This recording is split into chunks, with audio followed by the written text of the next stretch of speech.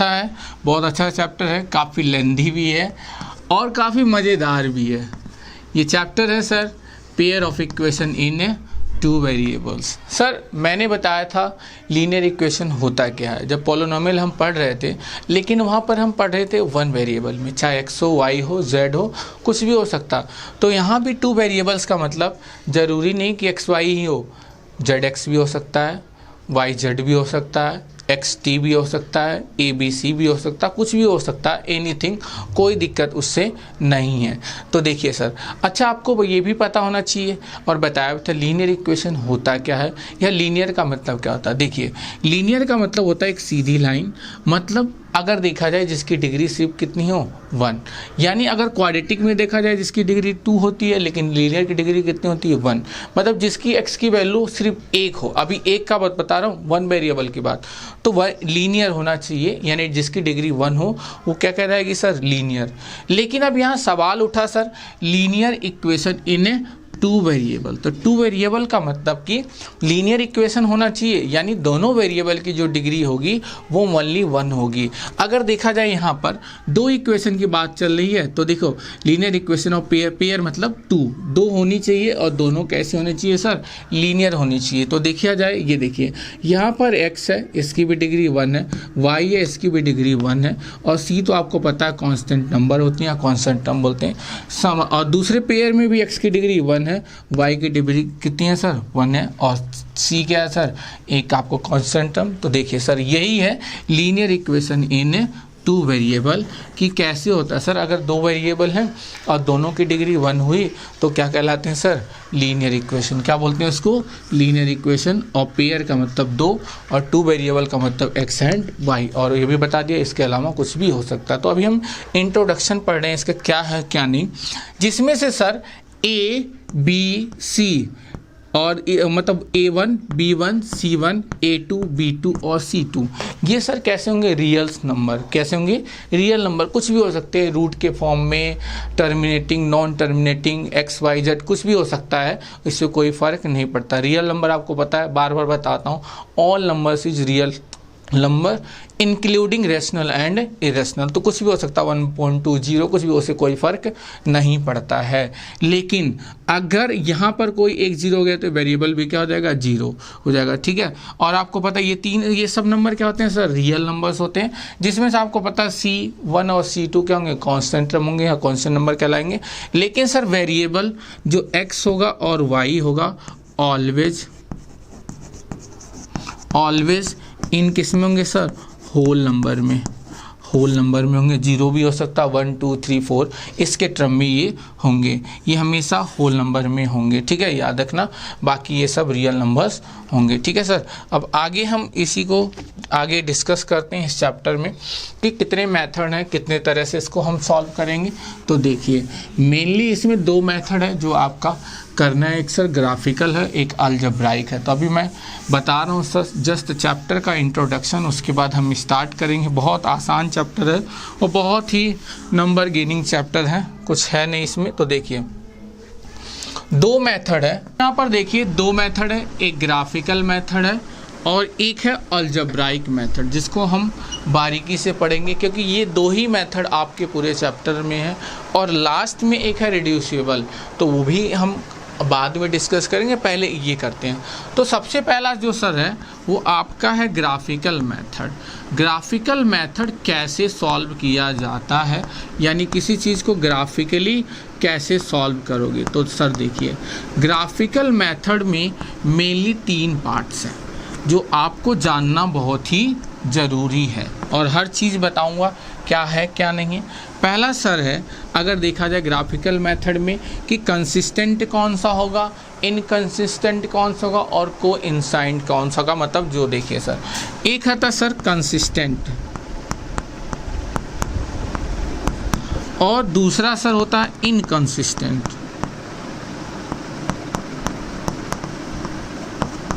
और तीसरा है सर कोइंसाइड। ये 3 चीज़ें अगर आपने जान ली तो आपके आधे चीज़ यहीं पर हो जाएंगे।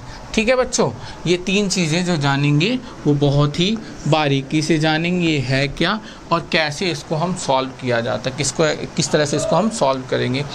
एक एक चीज़ बताऊंगा, ग्राफ बनाकर बताऊंगा कि है क्या। अगर सर कंसिस्टेंट का मतलब क्या है सर, कि जिसकी क्या हो सर, अगर देखा जाए यूनिक सोल्यूशन, ये भी सम टाइम क्या करेगा, अगर हम उसको बोलेंगे कौन सा कंसिस्टेंट होगा या इनकंसिस्टेंट, तो कंसिस्टेंट तो ये भी होता है, लेकिन इसका भी मतलब बताऊंगा यहाँ पर क्या है सर। कंसिस्टेंट का मतलब होगा कि जब ग्राफ अगर हमने बनाया तो 2 लाइनें क्या करें, इंटरसेक्ट करनी चाहिए। क्या करनी चाहिए, इंटरसेक्ट। मान लीजिए एक ग्राफ ये है और एक ग्राफ यहाँ से आ रहा है, तो जब इंटरसेक्ट करेंगी जो दो ग्राफ था, कौन सा सर, a1x प्लस b1y और प्लस c1 इक्वल टू 0, और क्या होगा a2x और प्लस b2y और c2 इक्वल टू 0। अगर ये दोनों का जब हम ग्राफ बनाएंगे तो दोनों लाइन एक फिक्स पॉइंट पर अगर क्या करें सर, इंटरसेक्ट करें, क्या करें, इंटरसेक्ट करेंगी, तो यहाँ पर जो सोल्यूशन होगा उसको बोलेंगे यूनिक सोल्यूशन। मतलब दोनों लाइन का सोल्यूशन क्या होगा, एक ही होगा और हमेशा एक ही पॉइंट पर कट करेंगे।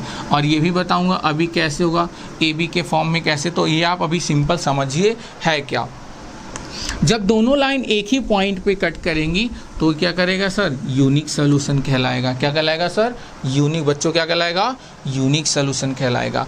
अब इनकंसिस्टेंट का मतलब है कि अगर दोनों लाइन का ग्राफ कैसी चली जाए, पैरेलल लाइन, कैसी चली जाए, पैरेलल लाइन, और कहीं भी एक दूसरे को कट ना करें, तो ये जो सोल्यूशन होगा इसको बोलेंगे सर नो सोल्यूशन। और ये जो लाइन होगी इसको बोलेंगे सर नो सोल्यूशन। मतलब कहीं भी इसका सोल्यूशन आपको नहीं मिलेगा, इसीलिए कैसा सर कहलाएगा, इनकंसिस्टेंट। क्या कहलाएगा, इसको बोलते हैं इनकंसिस्टेंट। लास्ट वन है सर, अगर मान लीजिए दोनों लाइन यानी दोनों पेयर ऑफ इक्वेशन एक ही लाइन दोनों का हो, मतलब एक ही लाइन पे, मतलब जैसे अगर मान लो 2 और 3y इक्वल टू मान लीजिए 12, 4x और प्लस 6y, इसका डबल में 24, तो इन दोनों इक्वेशन का जो ग्राफ होगा एक सिंगल लाइन पे होगा, रिप्रेजेंट करेगा, और हर पॉइंट पे आपको क्या मिलेगा बेटा, सॉल्यूशन मिलेगा। हर पॉइंट पर क्या मिलेगा, सॉल्यूशन। यानी कोइंसाइड का मतलब कि एक ही लाइन पर होना, दोनों इक्वेशन की जो वैल्यू होगी वो एक ही लाइन को रिप्रेजेंट करेगी। इसीलिए इसको बोलेंगे, क्या बोलेंगे इसको, इनफाइनाइट, इनफाइनाइटली मेनी सॉल्यूशन बोल सकते हो आप सीधा, मेनी सॉल्यूशन। क्यों मेनी सॉल्यूशन, क्योंकि हर पॉइंट पर आपको सॉल्यूशन मिलेगा बच्चों, तो इसीलिए इसको बोलते हैं इनफाइनाइटली मेनी सॉल्यूशन। तो अभी हम बहुत बेसिक चीज़ समझ रहे हैं है क्या चैप्टर में, क्यों पढ़ रहे हैं हम बेटा। जैसे देखिए इसका अगर देखा जाए लीनियर इक्वेशन का यूज़ कहाँ होता है, क्या क्यों पढ़ रहे हैं, तो बता दिया क्या होता है लीनियर। अब यूज़ कहाँ होता है, जैसे आप किसी स्टेशनरी शॉप पर जाते हो और उससे बोलते हो कि सर हमें 2 आइटम की चीज़ें चाहिए, तो अगर 2 आइटम की चीज़ें आपने लिया और उसको हमने मान लीजिए पे किया, पे कर दिया हमने, मान लीजिए क्या 50 रुपीज़, क्या मान लिया हमने 50 रुपीज़ पे कर लिया। एक को पेंसिल ले लिया, का मान लीजिए क्या, मान लीजिए रबर या कुछ भी नोटबुक ले लीजिए, तो मान लीजिए रबर का जो मूल्य है वो कितना है 5, तो इसको हम 5x मान सकते हैं, और जो आपने नोटबुक लिया उसको मान लिया 10y, तो और टोटल आपने कितना पे कर दिया, तो 50। तो मतलब यहाँ पर 2 डिफरेंट टाइप के आपने क्या लिया, आइटम लिया। तो ये क्या हो बेटा, देखा जाए दोनों क्या शो कर रहे हैं, लीनियर इक्वेशन शो कर रहे हैं। तो इसीलिए इन सब का यहाँ पर यूज होता है मेनली किस चीज़ में, इक्वेशन बनाने में, कहीं भी फिजिक्स में, केमिस्ट्री में, हर जगह कहीं भी आप इसका यूज़ कर सकते हैं। ठीक है, डेली लाइफ में यूज कर सकते हैं। तो देखिए बच्चों, ये तो कंसिस्टेंट कौन होगा, जब यूनिक सोल्यूशन होगा, यानी दोनों लाइनें एक पॉइंट पर क्या करेंगे, इंटरसेक्ट। और इनकंसिस्टेंट क्या होगा कि दोनों लाइनें क्या चली जाएं, पैरेलल, मतलब इसका भी ग्राफ और इसका ग्राफ दोनों क्या हो जाए, ग्राफ मान लाइन ग्राफ पर क्या चला जाएगा, पैरेलल, तो क्या होगा, इसमें नो सोल्यूशन, क्योंकि कहीं भी एक दूसरे को कट नहीं करेंगे। कोइंसाइड का मतलब कि दोनों जो लाइन होंगी ग्राफ की वो एक ही लाइन हो, और इसीलिए इसको क्या होगा, इनफाइनाइटली मेनी सोल्यूशन, की हर पॉइंट पर आपको मतलब सॉल्यूशन मिलेगा। अब इसको विदाउट ग्राफिकली सॉल्व करने से पहले अगर हम देखें मैथमेटिकली कैसे इसको बता सकते हैं, कौन सा कंसिस्टेंट होगा, कौन सा कंसिस्टेंट नहीं होगा, कौन सा कोइंसाइड होगा, कौन सा नहीं, अब उसके बारे में हम डिस्कस करने जा रहे हैं। तो इसको मिटाने के बाद मैं आपको, अब बच्चों इसको हम देखते हैं कि मैथमेटिकली कैसे इसको हम पता लगाते हैं कि कौन सा। तो इसके लिए सर होता है, जैसे ही आप देखिए बेसिक चीज़ है a1x और प्लस b1y और प्लस c1 इक्वल टू 0 और a2x प्लस b2y और प्लस c2 इक्वल टू 0। तो ठीक है बच्चों, देखिएगा कि कैसे होगा, ये बेसिक चीज़ अभी बता रहा हूँ। तो इसको मैथमेटिकली सॉल्व करने का एक फॉर्मूला है a1 अपॉन a2 और b1 अपॉन b2 और c1 अपॉन c2, ये होता है सर। देखिए ठीक है बच्चों, ये फॉर्मूले से सब कुछ है। तो मान लीजिए अगर a1 upon a2 not equal to b1 upon b2, मतलब इन दोनों का रेशियो और इन दोनों का रेशियो अगर इक्वल नहीं है, तो जब यही दोनों इक्वल नहीं है तो c की कोई ज़रूरत नहीं हो। जब ऐसा हो तो बच्चों कैसा होगा सर, यूनिक सोल्यूशन। अभी हम जब सॉल्व करेंगे क्वेश्चन तभी बताऊंगा मैं क्या है, यूनिक सोल्यूशन होगा ये। और क्यों, क्योंकि ग्राफ पे ये दोनों लाइन एक ही पॉइंट पर कट करेंगे, इसको बोलते हैं यूनिक सोल्यूशन। और इसीलिए कैसा होगा सर, कंसिस्टेंट। कैसा होगा सर, कंसिस्टेंट, ये होंगी कंसिस्टेंट। ठीक है बच्चों, ये वाला। अब दूसरा जो आता है, अगर मान लीजिए a1 upon a2, b1 upon b2 और c1 अपॉन c2। ठीक है बच्चों, अगर ये हुआ तो ये क्या होगा सर, इनफाइनाइटली मैनी सॉल्यूशन। आप डायरेक्ट बोल सकते हैं मैनी सॉल्यूशन। मतलब कहने का क्या अर्थ है कि जो दोनों का ग्राफ होगा, ग्राफ लाइन पर दोनों इक्वेशन का जो ग्राफ लाइन होगा एक ही होगा, इसीलिए हर पॉइंट पर आपको क्या मिलेगा, सॉल्यूशन मिलेगा। इसीलिए इनफाइनाइटली क्या बोला जाता है, इसको मेनी सॉल्यूशन बोला जाता है। और ये कैसा होगा, कोइंसाइड, और समटाइम इसको कंसिस्टेंट भी बोला जाता है। अगर आपसे पूछेगा कि कंसिस्टेंट और इनकंसिस्टेंट को सिर्फ अलग करो तो ये भी कंसिस्टेंट होता है। ठीक है बच्चों, अब थर्ड वन जो है वो आ रहा है आपको अब देखिए, इसको मैं रख कर रहा हूँ।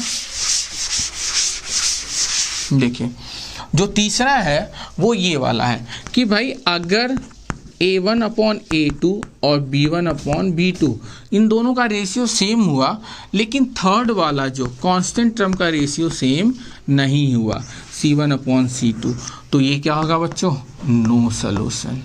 इसका कोई सॉल्यूशन नहीं होगा। क्यों कोई सॉल्यूशन नहीं होगा, क्योंकि जो ग्राफ लाइन होगी तो दोनों इक्वेशन का है वो जो ग्राफ जाएगा वो कैसा निकल जाएगा, पैरेलल निकल जाएगा। मतलब कहीं भी इंटरसेक्ट नहीं करेगा, जस्ट लाइक रेलवे ट्रैक। ठीक है, कहीं भी इंटरसेक्ट नहीं करेगा आपस में, तो इसी वजह से इसको हम बोलेंगे नो सॉल्यूशन। और ये कैसा होगा बच्चों, इनकंसिस्टेंट। ठीक है बच्चों, अब इसको ज़रा ध्यान से देखिएगा, आपको अब शायद समझ में आ गया होगा क्या करने हैं। अब आते हैं अलजेब्राइक मेथड की तरफ कि होता क्या है, वो क्यों पढ़ रहे हैं हम, क्या है उसका रोल। तो वो भी बहुत आसान है, वो भी 2 वेरिएबल के लिए ही है, दोनों के लिए है। चलो बच्चों इसको ध्यान से देखिएगा, बार बार वीडियो देखिएगा, समझ जाओगे क्या है क्या नहीं। आपको बहुत बेसिक लेवल से पढ़ा रहा हूँ कि ये सब है क्या, बता भी दिया कहाँ यूज़ है, क्यों पढ़ रहे हैं, क्या होता है, कैसे कंसिस्टेंट होता है और कैसे इनकंसिस्टेंट होता है, ज़रा ध्यान से देखेंगे। अब जो अगला मेथड है वो कौन सा, अलजेब्रिक,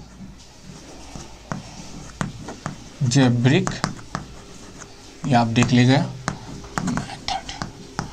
तो अलजेब्रिक मेथड भी 3 तरह का इसमें हमने पढ़ना है।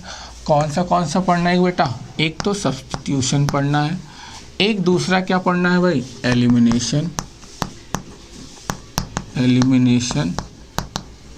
और तीसरा जो पढ़ना है क्रॉस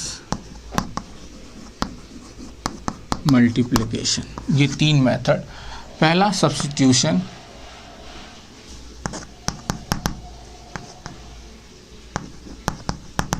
ये आप देख लीजिएगा, सब्स्टिट्यूशन, एलिमिनेशन और क्रॉस मल्टीप्लिकेशन। सर सवाल उठता है सब्स्टिट्यूशन मेथड होता क्या है, एलिमिनेशन मेथड क्या होता है और क्रॉस मल्टीप्लिकेशन मेथड होता क्या है, इसको सॉल्व कैसे किया जाता है। तो देखिए सर, अगर हमारे पास दो इक्वेशन है, वही टू वेरिएबल वाला जो ऊपर बताया था 2 1 अगर देखा जाए, और 3y और इक्वल टू 12, या simple x plus 4y equal to 6, ये दो मेथड है। तो सब्स्टिट्यूशन का मतलब कैसा है बेटा, क्या करेंगे इसमें, और वो आगे मैं बताऊंगा भी ये क्या है। तो देखिए सब्स्टिट्यूशन का सिंपल सा मतलब है कि अगर मान लीजिए आप कोई गेम खेल रहे हैं, चाहे क्रिकेट हो, हॉकी हो, कुछ भी है, तो अगर एक प्लेयर मान लीजिए, सिंपल जस्ट आपको बता रहा हूँ, इंजर्ड हो जाता है या नहीं खेल पाता, तो उसकी जगह दूसरा प्लेयर क्या हो जाता है, सब्स्टिट्यूट हो जाता है कि उसकी जगह वो फील्डिंग कर लेता है। तो देखिए ठीक है, अब इसी तरह से और भी कोई गेम भी हो सकता है, लेकिन यहाँ पर लीनियर इक्वेशन में क्या है कि एक की वैल्यू दूसरे इक्वेशन में क्या करना, सब्स्टिट्यूट करना, यानी पुट करना। तो देखिए कैसे करेंगे वहाँ पे, तो मान लीजिए, और इसमें वही इक्वेशन आप सिलेक्ट करना जो आसान हो, जो दूसरे इक्वेशन में आसानी से पुट कर दें। जैसे हमारे पास फर्स्ट इक्वेशन क्या है बच्चों, 2x plus 3y equal to 12, लेकिन ये वाला है क्या sir, x plus 4y equal to 6। तो यहाँ से हम x की वैल्यू या y की, ज़रूरी नहीं है, किसी की वैल्यू निकाल के आप पुट कर सकते हैं, लेकिन याद रहे जिस इक्वेशन से निकालोगे उस इक्वेशन में पुट नहीं करेंगे, दूसरे वाले इक्वेशन में पुट करेंगे। मान लीजिए आप फर्स्ट से निकाल ले तो सेकंड में पुट करोगे, सेकंड से निकाल ले तो फर्स्ट में पुट करेंगे। जैसे यहाँ से x की वैल्यू हमने निकाल लिया तो 6 इक्वल टू, इधर प्लस जाके उधर क्या हो जाएगा बेटा, -4। तो ये 6 जो x की वैल्यू है, फर्स्ट इक्वेशन में x की जगह वैल्यू पुट कर दोगे, और उसके बाद आप सॉल्व करोगे तो वहाँ x की वैल्यू, y की वैल्यू निकल जाएगी, और फिर वो x की वैल्यू आप निकाल सकते हो। सर एलिमिनेशन में क्या होता है कि मान लीजिए 2 इक्वेशन गिवन है, यही वाला मैं सिंपल ले लेता हूँ, और क्या x और प्लस कितना 4y तो इक्वल टू कितना 6। इसमें क्या होता है बच्चों, किसी एक वेरिएबल को हम क्या कर लेते हैं बच्चों, इक्वल कर लेते हैं, चाहे x वेरिएबल को इक्वल कर लो या y को, कोई फर्क नहीं पड़ता, और फिर दोनों को सब्ट्रैक्ट या ऐड कर देते हैं, वो प्लस माइनस को देख कर करते हैं। जैसे यहाँ पर 2x है, यहाँ पर x, तो सिंपल सी बात है, इस पूरे इक्वेशन में 2 से मल्टीप्लाई कर दोगे और इस इक्वेशन में 1 से, क्योंकि इसमें 2 देखिए यहाँ पर x का कोफिशिएंट क्या 1 है और इसमें 2 से, तो दोनों आपस में क्या हो जाएंगे, इक्वल, और ये सब चेंज हो जाएंगे, उसके बाद आप उसको करेंगे। अब सर क्रॉस मल्टीप्लाइकेशन का क्या मतलब, इसमें फॉर्मूला होता है सर, उसका हम यूज़ करेंगे और बताऊँगा कैसे, और इसका फॉर्मूला भी आपको निकाल के बताऊँगा कि कैसे आपके पास ये जो फॉर्मूला आता है, जैसे x/b1 c2 b2 और c1, ये सब कैसे आता है, y इक्वल टू समथिंग, तो ये सब हम आगे डिस्कस करेंगे, और लास्ट में जो होता है रिड्यूसिबल वो भी करेंगे। चलो बच्चों अब क्वेश्चन कुछ करते हैं, तब आगे इसके बारे में हम कुछ करेंगे, ठीक है बच्चों, इसको देखिएगा अच्छे से। तो ये आपकी थी बेसिक, जो चैप्टर आपको थर्ड में पढ़ना ही पढ़ना है, क्या करना है क्या नहीं करना है, ठीक है बच्चों।